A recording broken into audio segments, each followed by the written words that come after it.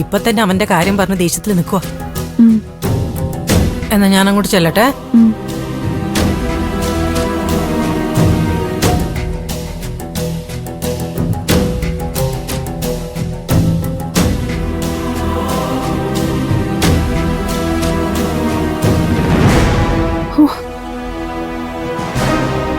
എടാ, നീ ഇത് എവിടെയായിരുന്നു?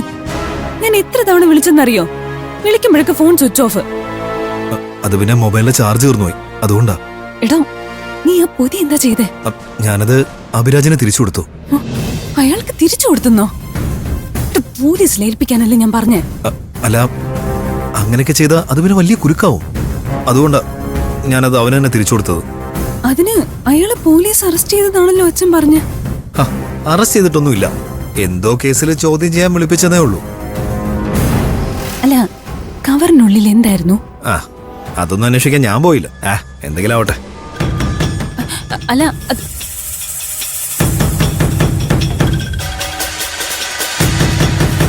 ഒരെണ്ണം കൂടി കഴിച്ചൂടെ? മതി മതി.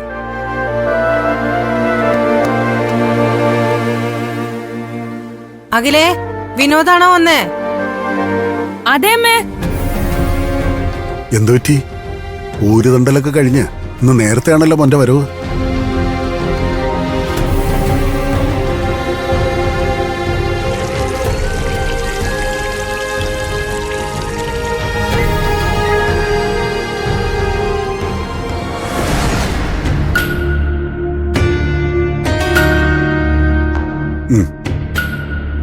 കൂട്ടുകാരന്റെ വിശേഷങ്ങളൊക്കെ അറിഞ്ഞു കാണുമല്ലോ അല്ലേ? വിനോദേ, ഒരു കാര്യം ഞാൻ പറയാം. അവനെപ്പോലൊരു ആഭാസനായിട്ടുള്ള നിന്റെ ഈ കൂട്ടുകെട്ട് ഇന്നത്തോടെ അവസാനിപ്പിക്കണം. അവൻ ദേവൂട്ടിയോട് ചെയ്ത വൃത്തിയുടെയൊക്കെ നീ അറിഞ്ഞോ? കൂട്ടുകാരന്റെ പെങ്ങളാന്ന് പോലും നോക്കാതെ എന്റെ കുഞ്ഞിനെ ഉപദ്രവിക്കാൻ ശ്രമിച്ചു. അല്ല, അതിനുള്ള ശിക്ഷ ദേവിയായിട്ട് അവന് കൊടുത്തിട്ടുണ്ട്. ദേവൂട്ടിയെ ഉപദ്രവിച്ച വിവരം അറിഞ്ഞ് അവനെതിരെ പരാതി കൊടുക്കാൻ ഞാൻ സ്റ്റേഷനിൽ ചെന്നപ്പോ മയക്കുമരുന്ന് കേസില് അവനെ അതിനു മുമ്പേ പോലീസ് പിടിച്ചിരിക്കുന്നു.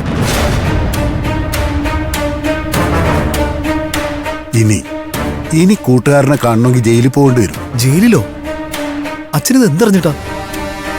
അച്ഛാ, പോലീസുകാര് അഭിയെ സ്റ്റേഷൻ ജാമ്യത്തിൽ വിട്ടു. അത് അവന്റെ പണവും സ്വാധീനം കൊണ്ട് നേടിയെടുത്തതാവും. പക്ഷേ ദൈവത്തിന്റെ കോടതി അവനെ വെറുതെ വിടില്ല.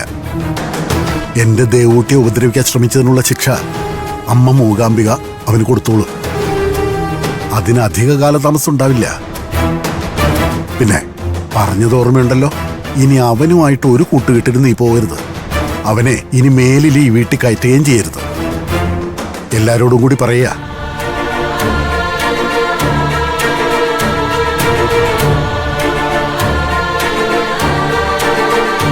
നേരാണോ മോനെ? അവന് പോലീസുകാർ വെറുതെ വിട്ടോ? വിട്ടു അമ്മേ. അതുകൊണ്ടല്ലേ ഇവള് തന്ന കവറ് എനിക്ക് അവനെ ഏൽപ്പിക്കാൻ പറ്റിയത്. പിന്നെ കേസൊന്നും നിൽക്കില്ലെന്നാ അവൻ പറയുന്നത്. ഇനി അതെന്തോ ആവട്ടെ. നീ ഇനി അവനുമായിട്ടുള്ള ചങ്ങാത്തത്തൊന്നും പോണ്ട കേട്ടോ. വെറുതെ പുലിവാലാവേ. നീ ഇരിക്കെ, ഞാൻ കഴിക്കാനെടുക്കാം. വാ.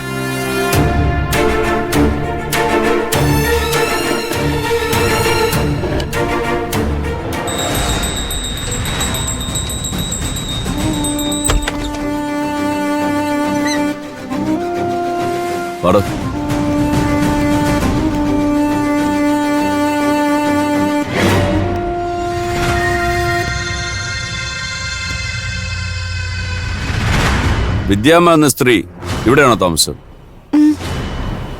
അവരെ വിളിക്കേ, ചില കാര്യങ്ങൾ ചോദിച്ചറിയാനുണ്ട്.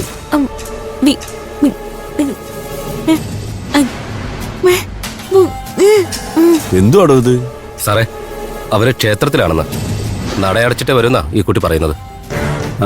നട അടച്ചിട്ട് വരാൻ മാത്രം അവരെന്താ ക്ഷേത്രാധികാരിയോ ശാന്തിക്കാരോ മറ്റോ ആണോ? സാറേ, സ്ഥാനം കൊണ്ട് ആരും അല്ലെങ്കിലും അവര് കൂടുതൽ സമയവും ക്ഷേത്രത്തിലാണ് കഴിച്ചുകൂട്ടുന്നത്. അമ്മയെ തൊഴാനെത്തുന്നവർക്ക് സഹായവും ഉപദേശങ്ങളൊക്കെ ആയിട്ട്.